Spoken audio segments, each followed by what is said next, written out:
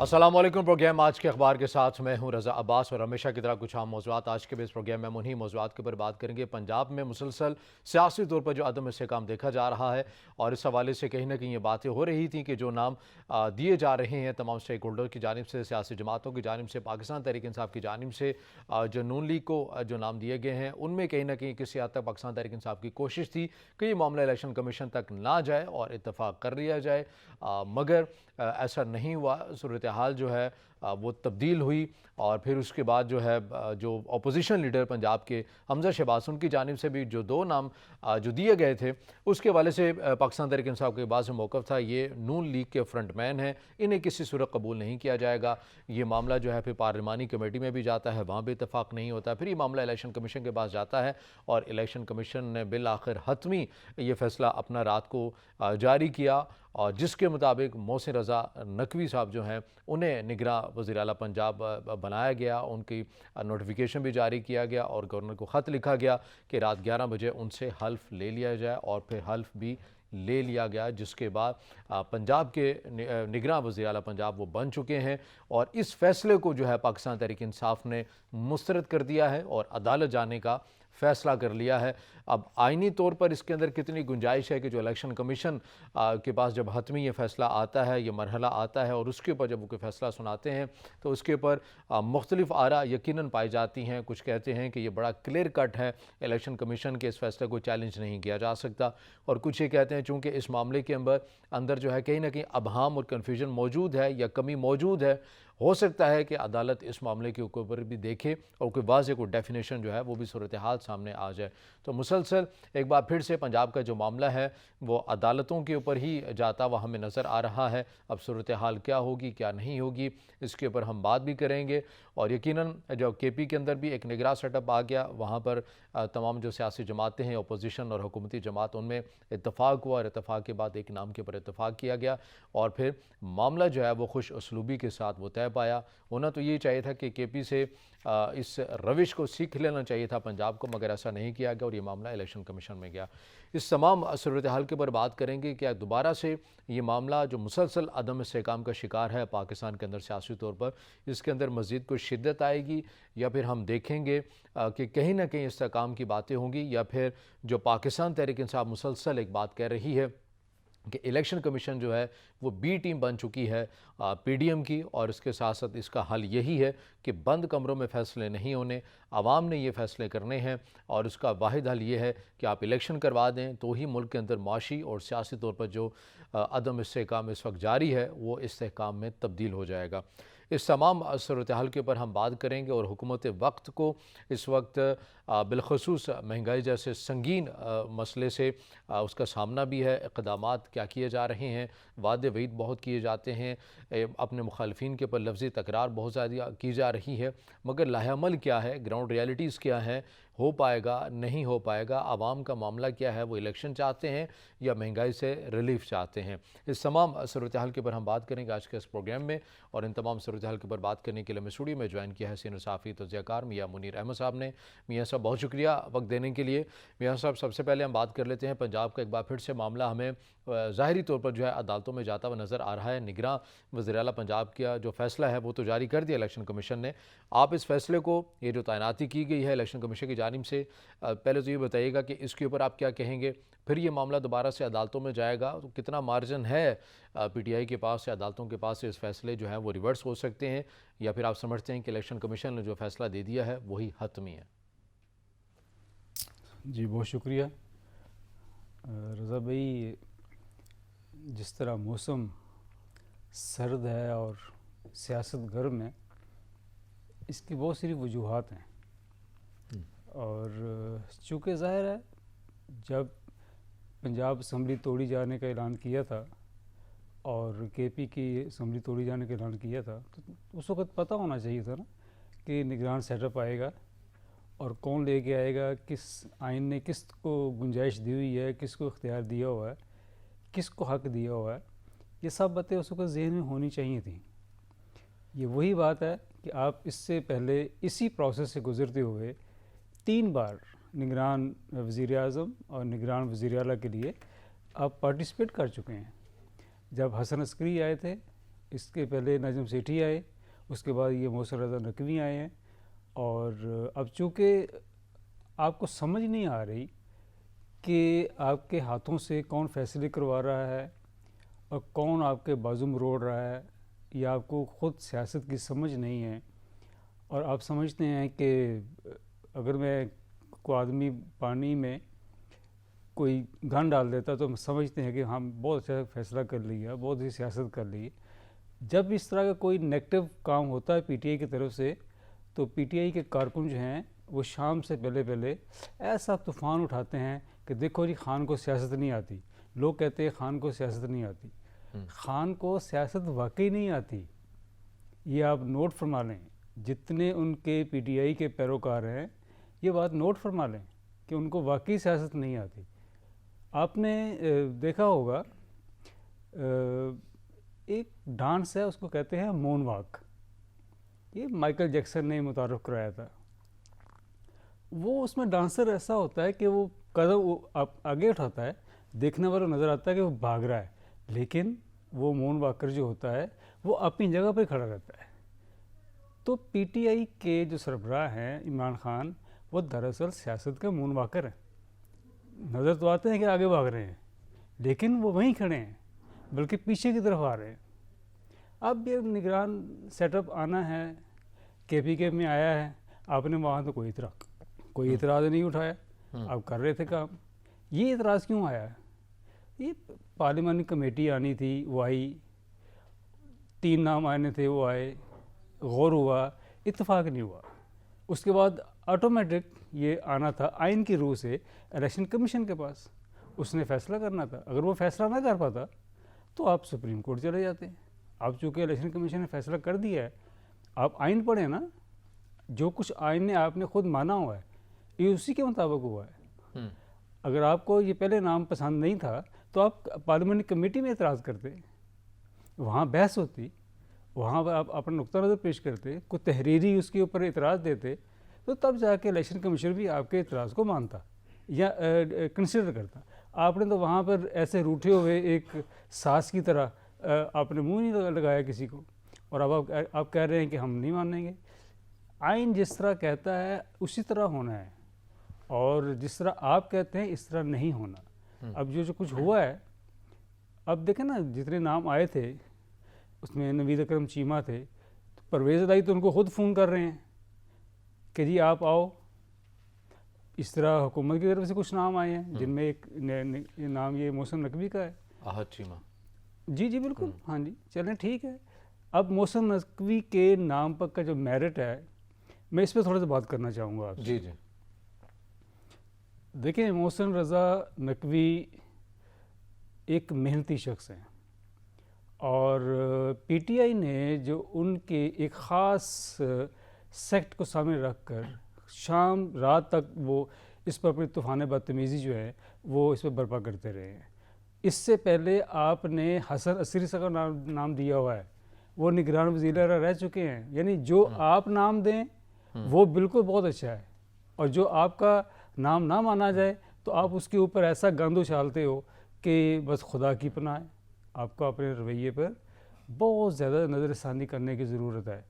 یہ آپ اس طرح نیکسٹ جو ہے آپ دیکھیں کہ یہ محسن رضا نقوی ٹھیک ہے نگران وزیر اعلیٰ کے طور پر کام کریں گے، لیکن میں تو مجھے آپ اگر اجازت دیں تو میں کہنا چاہتا ہوں کہ پوری قوم جو ہے وہ اس وقت مبارکباد کی مستحق ہے کہ پاکستان میں عمران پروجیکٹ جو ہے وہ بالکل ختم ہو گیا۔ اس کی آخری جو رکاوٹیں تھیں 2 اسمبلیوں کے حوالے سے وہ بھی گئی ہیں، اور اب وہاں نگران سیٹ اپ ہے۔ اب قوم کو فیصلہ کرنا ہوگا کہ اس نے کیا کرنا ہے اور کیا نہیں کرنا، ملک میں کیسی حکومت چاہیے ان کو، کیسی جمہوریت چاہیے ان کو، کیسے ان کا نظام حکومت چاہیے ان کو، یہ اب عوام نے فیصلہ کرنا ہے۔ اب عوام کو فیصلہ کرنے دیں، اب اس میں رکاوٹ ڈالنے کی نہ آپ کے پاس کوئی گنجائش ہے، نہ آپ کے پاس کوئی وہ تو خود کو یہ کہہ رہے ہیں نا کہ یہ عوام نے فیصلہ جو ہے یہ ایکسیپٹ نہیں کیا آپ کا، یہ جو الیکشن کمیشن کی طرف سے تعیناتی آ گئی ہے، عوام یہ چاہتی ہے کہ بند کمروں میں جو ہے یہ فیصلے نہ ہو، عوام کو یہ فیصلہ کرنے دے۔ اور ہم پہلے دن سے ہی کہہ رہے ہیں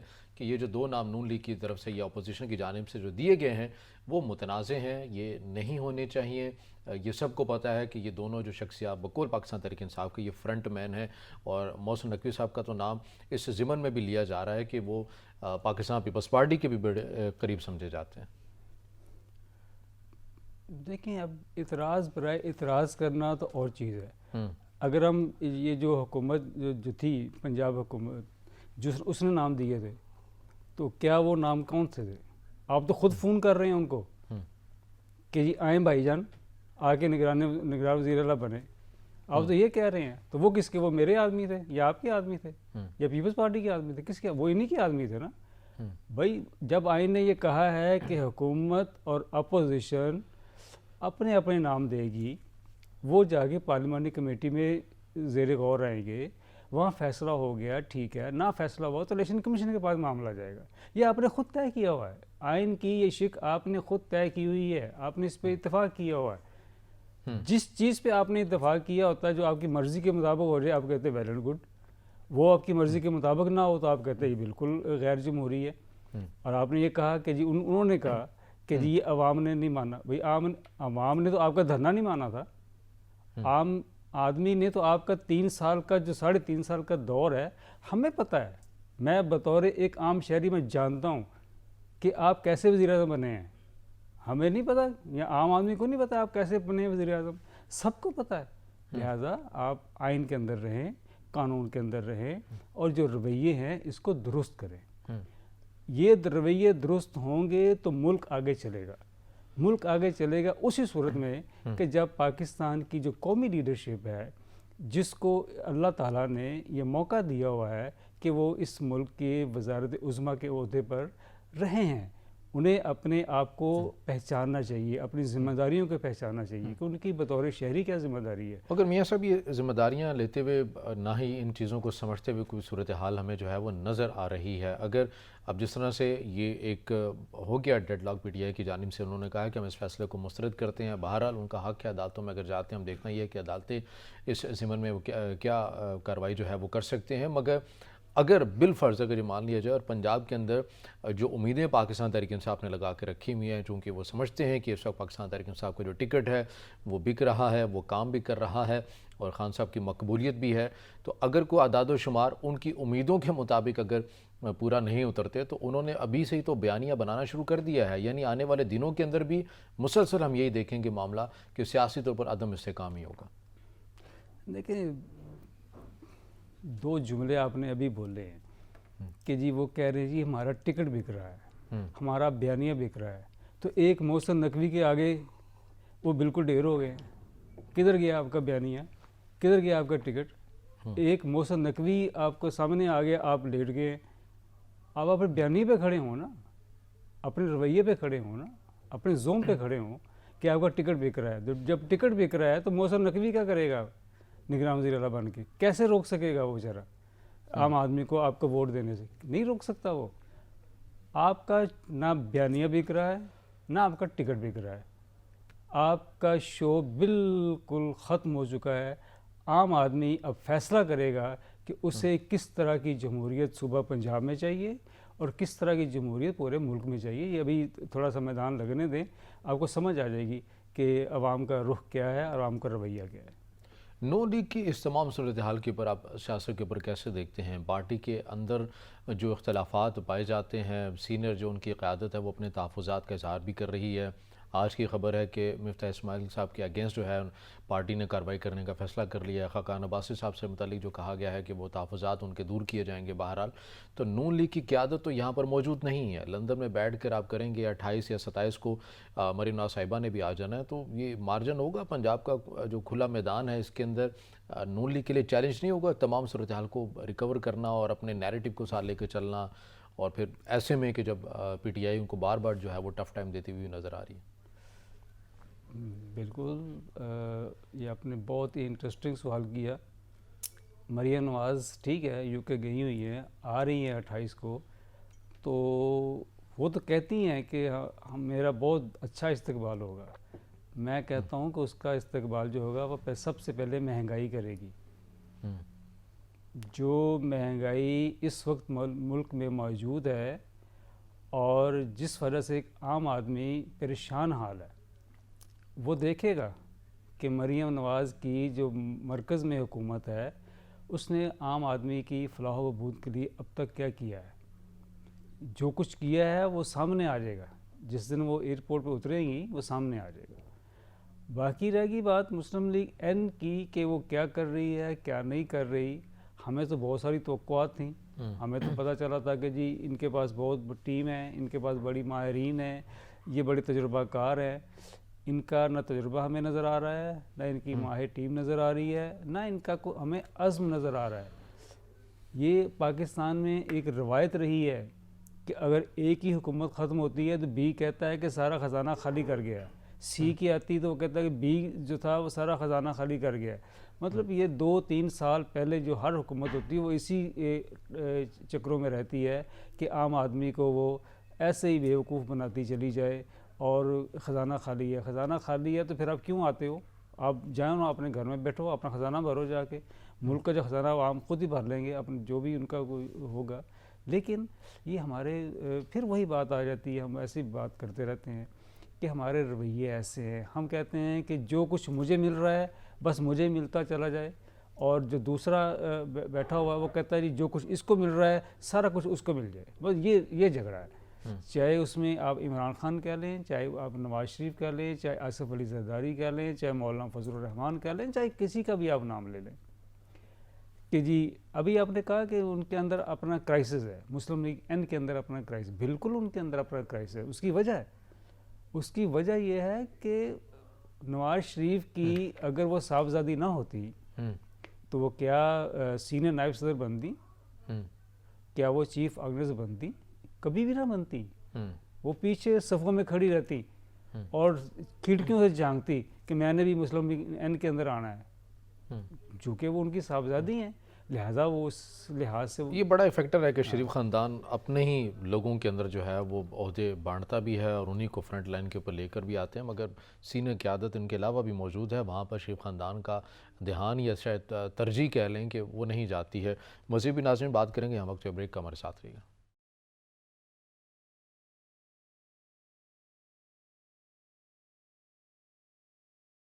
بریک کے بعد ناظرین پروگرام میں آپ کو دوبارہ خوش آمدید کہیں گے اور ہم بات کر رہے ہیں پاکستان کے سیاسی منظرنامے کے حوالے سے.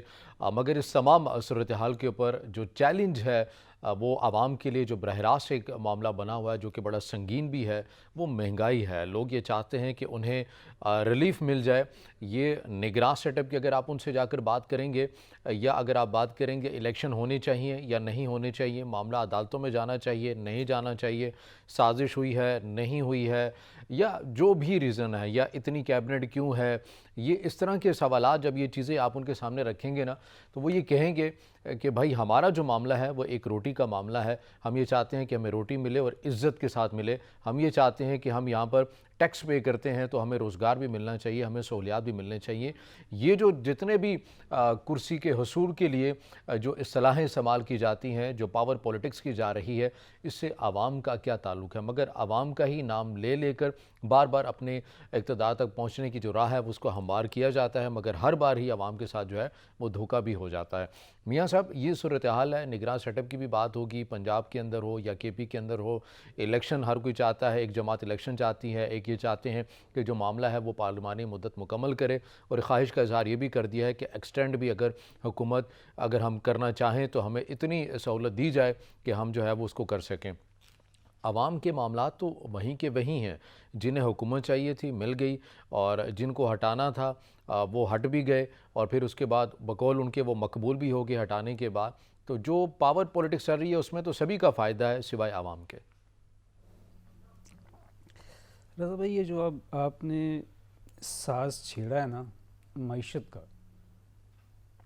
دیکھیں اگر کوئی پاکستان کے ساتھ اخلاص کے کام کرنا چاہتا ہے، مخلص ہے، اور اس کے دل میں درد ہے کہ پاکستان آج کہاں کھڑا ہے، اسے سیاست پر تو کبھی بات ہی نہیں کرنی چاہیے.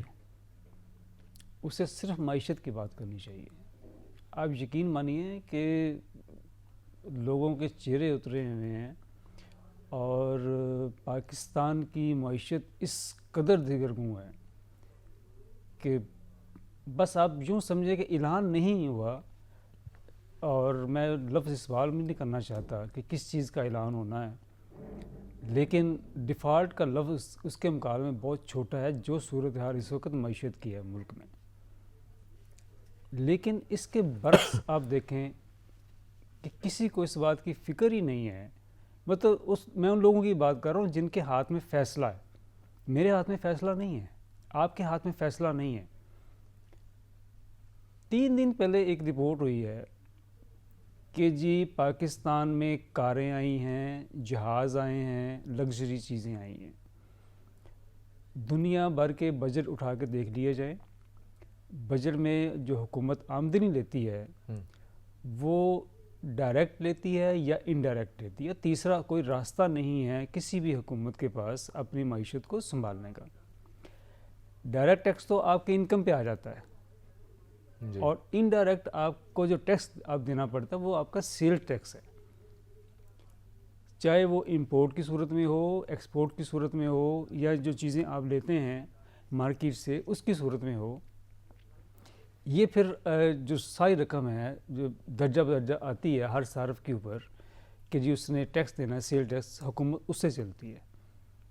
جب آپ کی درآمدات آپ نے کہا ہے کہ ہم نے گاڑیاں منگوائی ہیں، ہم نے جہاز ایئر کرافٹ منگوایا، میں وہ بات بیان کر رہا ہوں جو رپورٹ ہوئی ہے اور جو حقیقت ہے، جو زمین کے اوپر چیز ہے. عام آدمی کے لیے کیا ہے؟ لگژری میری ضرورت نہیں ہے، میری ضرورت صرف اناج ہے. اگر مجھے اناج مل جائے تو میں اپنے آپ کو سمجھوں گا کہ میں زندہ رہنے کے قابل ہوں. اگر مجھے ادویات مل جائیں تو میں سمجھوں گا کہ میں اگر بیمار بھی ہوتا ہوں تو مجھے ایک سستی میڈیسن مل جاتی ہے. دونوں چیزیں پاکستان میں نہیں ہیں. آپ کہتے ہیں زرعی ملک ہے، آپ گندم باہر سے منگوا رہے ہیں. آپ کی شوگر کین کا جو شعبہ ہے وہ بیٹھا ہوا ہے، تو آپ کا چاول کی جو فصل ہے وہ آپ کے سامنے ہے. مطلب پالیسی ساز ادارے جو ہیں ان کی اس بارے میں کوئی نہ انہیں کوئی فکر ہے اور نہ انہیں اس بات کی کوئی سمجھ ہے کہ ہم نے کرنا کیا ہے. ہم یا تو فیصلہ کر لیں نا کہ ہم نے اپنے ملک کو کہاں لے کے جانا ہے. ہم کہیں بھی نہیں اس کو لے کے جا رہے، آپ کے سامنے ہیں. بجٹ سر کے اوپر ہے. ابھی آپ نے دیکھا ہوگا کہ ابھی فروری آنے والا ہے، مارچ آنے والا ہے، تو جتنا جو سابق بجٹ تھا جو حکومتوں نے دیا ہوا تھا محکموں کو، اب وہ استعمال کرنا شروع کر دیں گے کہ جی ہر ڈپارٹمنٹ میں کوئی نہ کوئی ایک نئی چیز شروع. ابھی دیکھیں نا، یہ پنجاب گورنمنٹ گئی ہے نا، اس نے بڑا دعویٰ کیا کہ جی میں نے 3-4 ماہ میں 275 ارب روپیہ جو ہے وہ بانٹا ہے. آپ نے کہاں بانٹا ہے؟ آپ نے یا تو میاں والی میں بانٹا ہے، یا چکوال میں بانٹا ہے، یا پھر آپ نے جیلوں میں بانٹا ہے. آپ اٹھائیں نا ذرا ڈاکومنٹ، آپ اٹھائیں کہ آپ نے ان تینوں ضلعوں میں کیا دیا ہے. اس لیے دیا ہے کہ آپ نے کہا چونکہ میں نے گجرات میں دینا ہے، چکوال میں دینا ہے، تو لہٰذا میں میاں والی کو خوش کر دوں تاکہ عمران خان جو ہیں پارٹی کے ہیڈ ہیں وہ ناراض نہ ہو جائیں. آپ نے کہا اچھا چلو میں آپ 2 ضلعوں اپنے لے رہا ہوں تو چلو وفاق چودھری کو بھی خوش کر دوں کیونکہ وہ بھی ایک تنقیدی بیان دیتے رہتے ہیں. آپ نے کیا کیا ہے اس 3-4 مہینوں میں 275 ارب کا جو آپ نے ترقیاتی بجٹ دی ہے؟ ذرا ڈاکومنٹ لائیں نا ذرا. 36 اضلاع ہیں پنجاب میں، آپ کو صرف 4 اضلاع نظر آئے ہیں. باقی جو اضلاع ہیں پسماندہ ہیں ان کے لوگ جو ہیں وہ آپ کے ووٹر نہیں ہیں. آپ کہہ رہے ہیں میرا ٹکٹ بک رہا ہے، میرا بیانیہ بک رہا ہے. وہ جو 30-32 اضلاع ہیں جو پسماندہ ترین ہیں ان کا ٹکٹ کون خریدے گا؟ وہاں کا بیانیہ کون خریدے گا آپ کا؟ آپ اس پہ خوش ہیں؟ آپ نے کہا تھا کہ میں نے تحریک انصاف بنائی ہے، میں مساوات کے اوپر چلنا چاہتا ہوں. آپ نے خود جب آپ کی حکومت تھی ڈائریکٹ جس میں عثمان بزدار تھے تو اس کو صرف تونسا نظر آ رہا تھا یا میاں والی نظر آ رہا تھا. اب چونکہ پرویز لائی ہیں ان کو چکوال نظر آ رہا ہے، ساتھ وہ اس کو بھی بریکٹ کر لیتے ہیں میاں والی کو تاکہ عمران خان ناراض نہ ہو. یہ رویے ہیں ہمارے. اور یہ اس پہ آپ نے جو کرپشن ہوئی ہے آپ ذرا جا کے پوچھیں نا ٹھیکیداروں سے کہ کتنے پیسے دے کر انہوں نے ٹھیکہ لیا ہے. PWD سے جا کے پوچھ لیں، ہاؤسنگ فاؤنڈیشن سے جا کے پوچھ لیں، میں تو نام لے رہا ہوں، ان سے جا کے پوچھیں ذرا. 10% کہتے ابھی لاؤ، پیسے لے جاؤ، منصوبہ بعد میں آئے گا، ڈاکومنٹ بعد میں دے کے جانا، پہلے ہمیں پیسے دے کے جاؤ. دیے لوگوں نے. اس پہ نگران وزیر اعلیٰ محسن رضا نقوی صاحب سب سے پہلے اس کے اوپر آپ آئیں ذرا. ٹھیک ہے, آپ کی کچھ انتظامی مجبوریاں ہوں گی یا آپ کی کچھ حدود ہوں گی, کچھ آپ کا ہلکا سا آپ اپنے دائرے سے باہر نہیں نکلنا چاہیں, لیکن کرپشن کو تو آپ پکڑ سکتے ہیں. آپ کو بتانا ہوگا کہ جو تمام جو پروجیکٹس آ رہے ہیں اس پہ کتنا پیسہ کس نے لیا ہے, اس میں پھر سب لوگ سامنے آئیں گے. اگر تو آپ نے اس چیز کو پکڑ لیا بطور نگران وزیر اعلیٰ, تو آپ بھی آئندہ کے لیے پاکستان کی سیاست میں ایک نمایاں نام کے طور پر رہیں گے. لیکن اگر آپ ناکام ہو گئے, آپ نے کہا کہ چونکہ میری کچھ عزیزداری ہے اور میں کچھ ان کے ساتھ رعایت کر دوں, تو ظاہر جس طرح آپ کو اعتماد آیا ہے بطور نگران وزیر اعلیٰ, تو پھر آئندہ کے لیے بھی اگر اس طرح کا نام آپ کے لیے نہیں آئے گا, ہونا چاہیے. یہ جو معیشت ہے, اس طرح آپ سندھ کی بات کر لیتے ہیں. سندھ میں دیکھیں پیپلز پارٹی اب ہاری ہے. کیوں ہاری ہے؟ یہ جو بلدیاتی الیکشن ہوا ہے, کیوں ہاری؟ حکومت اس کے پاس تھی, پولیس اس کے پاس تھی, پٹواری اس کے پاس تھے, محکمہ مال اس کے پاس تھا, پیسہ اس کے پاس تھا, بے نظیر انکم سپورٹ پروگرام کی جو رقم تھی وہ انہوں نے اپنی مرضی سے بانٹی ہے. اس کے باوجود وہ ہاری ہے. کیوں ہاری ہے؟ اس لیے ہاری ہے کہ انہوں نے عام آدمی کی فلاح و بہبود کے لیے وہاں زیرو کام کیا ہوا ہے. اس لیے لوگوں نے اس کے برعکس ان کی دیگر جو اپوزیشن کی جماعتیں ہیں, بڑی حد تک جو سیٹیں ہیں وہ تو پیپلز پارٹی نکالنے میں کامیاب رہی ہے. لیڈ وہ پولیس نے لے کے دی ہیں ان کو. رضا بھائی نہ اس طرح کی بات نہ کروائیں. اچھا, آپ کہتے ہیں کہ وہ جو موقف ہے اپوزیشن کا کہ میرٹ کو چینج کیا گیا, آپ کہتے ہیں کہ وہ صورتحال ہے. جی بالکل. اور کراچی کے اندر بھی میں کراچی کی بات کر رہا ہوں, میں کراچی کی بات کر رہا ہوں نا. آپ سمجھتے ہیں کہ اس تمام صورتحال کے اوپر مینڈیٹ جو ہے وہ پھر جماعت اسلامی کا جاتا ہے؟ نہیں, دیکھیں میں یہ بات کر رہا ہوں کہ حکومت نے جو زیادتی کی ہے عام آدمی کے ساتھ, اس کا ریئیکشن آیا, وہ ریئیکشن کسی کی طرف چلا گیا. جو اٹھا ہے اس حکومت کے خلاف, تو عام آدمی اس کے اوپر اعتماد کیا, چاہے وہ حافظ نعیم الرحمان تھا. اس طرح تو اگر ایک ایک کر کے اگر کارکردگی کو دیکھا جائے, اگر ہم بات کر لیں, جس طرح کل بھی خبر چلتی رہی کہ ایک ریلوے کا جو ایک ملازم ہے وہ کس طرح سے اپنی زندگی کی جنگ لڑتا رہا, دوائیاں مانگتا رہا, وہ اپنی وہ فقط یہ صورتحال ہے. اور وہ محکمے کس کے انڈر آتے ہیں, پھر وفاقی حکومت جو لیڈ کر رہے ہیں ہمارے وزیر اعظم صاحب, وہ کس جماعت سے ہیں, ان کی کارکردگی کیا ہے. اسحاق ڈار صاحب انہی کے وزیر خزانہ ہیں, انہی کے جماعت سے تعلق رکھتے ہیں, ان کی پالیسیز کیا ہیں. یہ تو پھر معاملہ اس طرف جاتا ہوا نظر آ رہا ہے کہ عوام اس پورے نظام کے اوپر عدم اعتماد کر دیں گے. بالکل, میں آپ کی بات سے 100% متفق ہوں کہ عام آدمی کا اس نظام سے بالکل اعتبار اور اعتماد اٹھ رہا ہے, بلکہ اٹھ چکا ہے. اس کی وجہ یہ نہیں ہے کہ کوئی کسی کو پی ٹی آئی کو پسند کرتا ہے یا این کو پسند کرتا ہے یا پیپلز پارٹی کو پسند, یہ اس میں کوئی بحث نہیں ہے. رضا بھائی, عام آدمی کے لیے زندگی گزارنا مشکل ہو چکا ہے, جینا مشکل ہو چکا ہے. اور یہ تو اللہ کی قدرت ہے جس کی وجہ سے وہ آج زندہ ہے. اگر اس کو یہ سانس لینے کے لیے آکسیجن بھی خریدنا پڑتی قدرت سے, تو وہ آج زندہ نہ ہوتا. یہ تو ہم چلتے پھرتے ہیں, درخت لگے ہوئے ہیں اور آکسیجن مل رہی ہے اور آپ کے پھیپھڑے کام کر رہے ہیں اور آپ زندہ ہیں. لیکن آپ کو اس کے لیے بھی اور بھی ضرورتیں ہیں. جو ضرورتیں حکومت نے پوری کرنی تھیں وہ اس نے پوری نہیں کی. میں تعلیم کی بات کر رہا ہوں, میں صحت عامہ کی بات کر رہا ہوں, میں میڈیسن کی بات کر رہا ہوں. ابھی ہمارے آس پاس کے جو ماحول ہیں, ہم دیکھ رہے ہیں, ابھی رمضان آنے والا ہے اور کل شاید رجب کی پہلی تاریخ ہوگی, اور آپ دیکھیں مہنگائی کا گراف کس طرح اوپر جانا ہے. پیاز آپ کو نظر نہیں آنا, ٹماٹر آپ کو نظر نہیں آنا, آلو آپ کو نظر نہیں آنے, اور یہی منڈی ہوگی, یہی مارکیٹ کمیٹی ہوگی جہاں پر عام آدمی کچھ چیز لینے جائے گا تو اسے کوئی چیز نظر نہیں آئے گی. یہ میری ذمہ داری تو نہیں ہے نا, یہ ڈی سی کی ذمہ داری ہے, یہ صوبائی حکومت کی ذمہ داری ہے, یہ کسی حد تک مرکزی حکومت کی ذمہ داری ہے کہ وہ عام آدمی کو اس کی قوت خرید کے مطابق چیز جو ہے اس کو مہیا کرنے میں اس کا ایک موقع دے, اس کو ایک ماحول دے. لیکن ہم کر کے رہے ہیں, ہمارا کوئی وزیر اعلیٰ, ہمارا کوئی وزیر اعظم وہ صرف اور صرف یہ کر رہا ہے کہ صرف انگلی ہلانے کی حد تک وہ متحرک ہے, لیکن معاشرے میں اس کے اثرات, اس کے فیصلوں کے اثرات, اس کی حکومت کے اثرات ہمیں کہیں نظر نہیں آ رہے. صحیح، ٹھیک ہے، اس سب باقی جو جتنے معاملات ہیں، عوام واقعاً جو ہے بالکل مایوس ہو چکے ہیں اس تمام صورتحال کے اوپر۔ ایک بریک لیں گے، بریک کے بعد ایک اہم خبر ہے وہ بھی آپ کے سامنے رکھیں گے، ہمارے ساتھ رہیے گا۔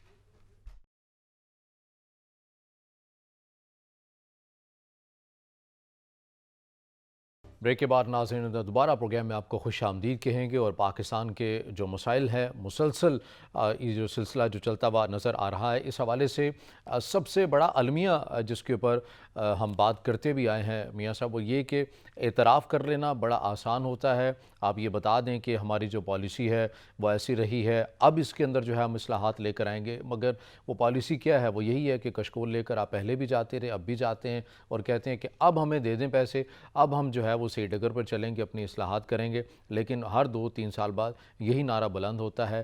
مسائل ہمیں پتہ ہیں، ان کو ٹھیک کیسے کرنا ہے یہ بھی پتہ ہے، یا شاید ان کے اندر سنجیدگی نہیں ہے، ٹھیک نہیں کرنا چاہتے یہ لوگ۔ ابھی رضا بھائی آپ نے ایک بریکنگ دی ہے، جی، اور جس میں آپ نے ایک افسوسناک صورتحال کا ایک احاطہ کیا ہے۔ یقیناً اب ہماری بات جو ہم آپس میں بات کر رہے ہیں، ملک میں چونکہ بجلی کا بریک ڈاؤن ہے، تو جہاں جہاں بریک ڈاؤن ہے وہاں ہماری بات نہیں پہنچ پائے گی، لوگ اپنے یہاں پریشان ہوں گے۔ لیکن دیکھیں، ہم 3 ہفتے پہلے ہم ایک خبر پڑھ چکے ہیں کہ پاکستان میں ایک آئل کا کرائسس آنے والا ہے، اور پاکستان میں بجلی کی جو زیادہ تر پیداوار ہے وہ پانی کی بجائے آئل پر ہے۔ اس بارے میں آئس کو بیچارہ کیا کرے گا، میپ کو کیا کرے گا، پیپ کو کیا کرے گا، گیپ کو کیا کرے گا؟ آپ کی جو انرجی منسٹری ہے، امپورٹ بل، ایکسپورٹ بل، آپ کی معیشت، آپ تو گزارا کر رہے ہیں نا۔ ابھی ہم اسی موضوع پہ بات کر رہے تھے کہ آپ کے ہاتھ میں ایک بریکنگ نیوز آئی ہے، اسی پہ ہم بات کر رہے تھے کہ پاکستان کی معیشت جو ہے وہ اس قابل نظر نہیں آ رہی کہ اس ملک کے مسائل کو، عوام کے مسائل کو اچھی طرح سنبھال سکے۔ اس کی وجہ کیا ہے؟ اس کی وجہ وہی ہے جو ابھی فیصل نے بتائی ہے کہ صرف رپورٹس بنتی ہیں اور 2-4 آدمی معطل ہو جائیں گے، 3 ہفتے بعد بحال ہو جائیں گے، کام وہی ہوگا۔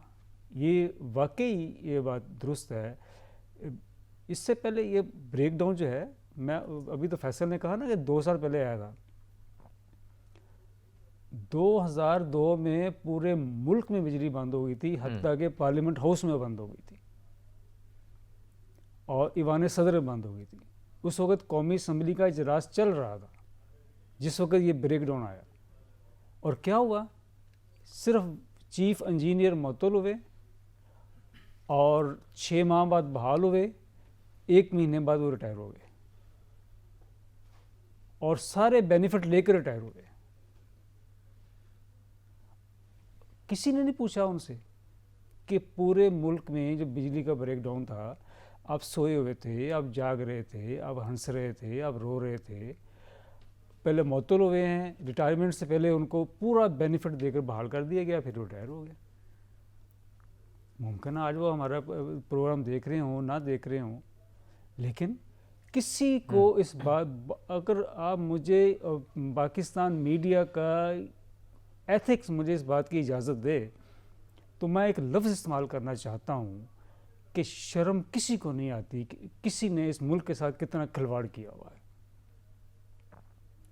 اندازہ ہی نہیں ہے کہ ہم نے کتنا کھلواڑ کیا ہے اس ملک کے ساتھ۔ گیس کرائسس ہو، بجلی کا کرائسس ہو، پیٹرول کا کرائسس ہو، یا اشیاء کی جو اشیاء خرد و نوش ہیں اس کو سنبھالنے کی بات ہو، جس شہر کا ایک ڈپٹی کمشنر تاجر مارکیٹوں میں یہ کہے کہ مجھے قیمتیں کم چاہیے، چاہے آپ ملاوٹ شدہ چیزیں بیچیں، مجھے اس سے کوئی سروکار نہیں، اس ملک کا منظرنامہ معیشت کے حوالے سے آپ کے سامنے کیا ہوگا؟ یہ صرف اتنی افسوسناک صورتحال ہے کہ اس پہ آدمی کیا بات کرے. آپ امید رکھی جائے کوئی معاملے کو ریورس ہوں گے، کوئی بہتری کی جانب جائیں گے، یا پھر عوام کے مقدر میں یہی مایوسی ہے جو وہ روز اپنی زندگی کے اندر دیکھ بھی رہے ہیں؟ کیونکہ جہاں پر عوام کو اتنی زیادہ مایوسی ہوتی ہے، عدم اعتماد کی اس نظام کے اوپر بات کی جاتی ہے، تو وہیں پر کہیں نہ کہیں امید بھی عوام کو لگتا ہے کہ کوئی ایسا ہوا، ٹھنڈی ہوا کو کوئی جھونکا آئے گا جو ان تمام صورتحال کو جو ہے وہ بہتر کر دے گا. رضا بھائی، آپ نے ایک ایسا اصل میں آپ نے ہسٹری مجھ سے معلوم کرنے کی کوشش کی ہے اس سوال کر کے. اگر آپ اسٹڈی کریں، اس بر صغیر کی اسٹڈی کریں، تو 1919 میں یہ پہلی مرتبہ فیصلہ ہوا تھا کہ عام آدمی کو بھی حکومت کے امور میں شامل کرنا ہے. اس پر بہت طویل بحث ہوئی. اس بحث میں ایک نقطہ یہ بھی تھا کہ عام آدمی کو حکومت کے امور میں شامل نہ کیا جائے چونکہ عام آدمی کی ایجوکیشن لیول نہیں ہوتی. اور دوسرا نقطہ نظر یہ تھا کہ اگر ہم نے کچھ معاملات کو اپنے ہاتھ میں لینا ہے تو عام آدمی کو شامل کرنا ہوگا، کیونکہ اسے کچھ پتہ نہیں ہے، لہٰذا ہم اپنی مرضی کیے چلے جائیں گے اور یہی کہہ دیں گے کہ یہ چونکہ فیصلہ عوام کا ہے. 1919 میں جو بحث ہوئی تھی 1936 تک رہی ہے، اور 1937 میں پہلے الیکشن ہوتے ہیں. آپ نے دیکھا، آپ نے ہسٹری پڑھی ہوگی کہ کانگریس کیسے جیتی ہے بر صغیر میں سارا کچھ. اس وقت جب 1935 کا ایکٹ بنا ہے، آپ ذرا پڑھیں اس کو، ان چیزوں کو ذرا پڑھیں، اور اس میں لکھا ہوا ہے. پھر بھی ایک سفارش آئی ہے، اور اس کے اوپر ایک اور سفارش آئی ہے، اور یہ کہا گیا کہ نہیں، عام آدمی کو شامل کریں تاکہ ہم اپنے مقاصد کو آگے بڑھتے جائیں عام آدمی کے کندھے پر بیٹھ کے. یہ آپ کے سوال کا جواب ہے. آج تک جو بھی اشرافیہ آئی ہے، جو بھی حکومتیں آئی ہیں، جو بھی سیاست میں آئیں، جو پالیسی دائرے میں آئے ہیں، انہوں نے اس بات کی کبھی فکر نہیں کی کہ یہ جو نظام حکومت ہم لے کے چل رہے ہیں، اس میں عام آدمی کی شمولیت کے لیے اس کی ایجوکیشن کا لیول ہم کیوں نہیں بڑھا رہے. چونکہ نہیں بڑھا رہے، لہٰذا ہم وہ ان کی وجہ سے ہی عام آدمی جو ہے کبھی اے کے پیچھے تقسیم ہوتا ہے، کبھی بی کے پیچھے تقسیم ہوتا ہے، کبھی سی کو اچھا سمجھتا ہے، کبھی ڈی کو اچھا سمجھتا ہے. وہ آپس میں تقسیم ہے. اس تقسیم کی وجہ سے وہ جو اشرافیہ ہے جو فیصلہ کرتی ہے وہ اس سے فائدہ اٹھاتی ہے. اور میرے جیسا احمق آدمی بھی کبھی کہتا ہے کہ نواز شریف ٹھیک ہے، کبھی کہتا ہے عمران خان ٹھیک ہے، کبھی کہتا ہے آصف علی زرداری ٹھیک ہے، کبھی کہتا ہے سراج اللہ ٹھیک ہے، کبھی کہتا ہے فضل الرحمان ٹھیک ہے. جبکہ جتنے میں نے نام لیے ہیں ان سب کو نہیں پتا کہ عام آدمی کا مسئلہ کیا ہے. وہ اس لیے نہیں پتا کہ یہ سب پارٹی ہیڈز ہیں. انہوں نے بیرون ملک سفر کرنا ہو، اندرون ملک سفر کرنا ہو، یہ ان کا صرف آرڈر چلتا ہے. پارٹی فنڈ سے ان کو ٹکٹ مل جاتے ہیں، پارٹی فنڈ سے ان کو سفر کے ذرائع مل جاتے ہیں، لہٰذا ان کو کوئی فکر نہیں ہے. اگر ان کو اپنی جیب سے ٹکٹ خرچ کرنا ہو تو یہ کبھی اپنے گھر سے باہر نہ نکلیں. یہ جو اب نئی ایک فضا چل پڑی ہے جس کے اندر ہم کچھ سیمینارز بھی دیکھ رہے ہیں، انعقاد بھی کیا جاتا ہے، خاقان عباسی ہوں جن میں وہ بڑی بات کرتے ہیں، وہ یہ کہتے ہیں کہ اس تمام چیزوں کا حل یہ ہے کہ آپ جن سے بھی غلطیاں ہوئی ہیں وہ فرنٹ پر آئیں، اعتراف کریں، ایک ٹروتھ کمیشن بنا دیں. یہ کمیشنوں سے معاملے حل ہو جائیں گے اس ملک کے؟ شاہد خاقان عباسی جب نواز شریف کے ساتھ جیل میں تھے نا کراچی میں، تو نواز شریف اپنی پوری فیملی کے ساتھ ایگریمنٹ سائن کر کے پرویز مشرف گورنمنٹ کے ساتھ تو جدہ چلے گئے تھے. یہ کوئی 5-6 ماہ بعد رہا ہوئے شاہد خاقان عباسی. انہوں نے آگے کہا کہ دیکھو جی، نواز شریف نے ہمیں پوچھا ہی نہیں، ہم ساتھ والی بیرک میں تھے، ہمیں بتایا بھی نہیں، اٹھ کے چلے گئے. کیوں بتاتے آپ کو؟ جب آپ نے پارٹی میں بولنا ہی نہیں ہے، جب آپ نے پارٹی میں اپنا حق ہی نہیں لینا، جب آپ نے زندہ باد ہی کرنا ہے، تو پھر کون کو آپ سے پوچھے گا؟ کوئی نہیں پوچھے گا آپ سے. آپ پرائم منسٹر بنے ہیں نا، تو سب کو پتہ ہے کہ آپ کا نام کہاں سے آیا تھا.